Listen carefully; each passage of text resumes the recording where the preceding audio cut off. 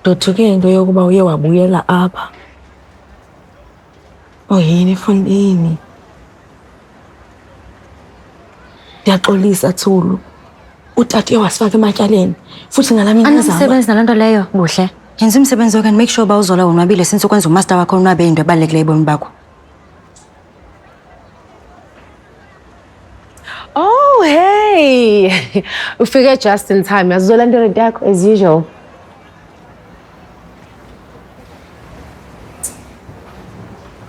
Ubekwa yini la? Well, she came to her senses. Thula ungangitshela usugive up ile. It's not like being a choice. Mele ngondla umndeni wami khokubaba bakhe rent. Amaplans akhona.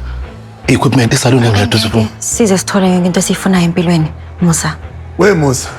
Kanti yini lesikubambe kangaka? Oh. Ile ntombazane futhi. Hayi, baba ngicela ungakhulumi nayo kanjalo. Lalela lapho Joseph. Le ntombazane inkolede imali endingile. Bab Joseph ikhona imali yakho.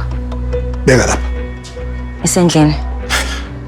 Ngisave enough ukuthi ngikukhokhe back ne-advance futhi. Hayi, Thula usho isaluni. Ayisekho isaloni. Musa ayisekho. Uhleke lokho. Mawa nje ngabe besekhona ngabe usuphandle wena.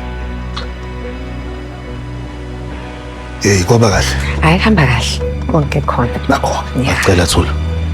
Ungagive up, ngalahle ithemba. Uyazodeserve okungcono kunayo khona le.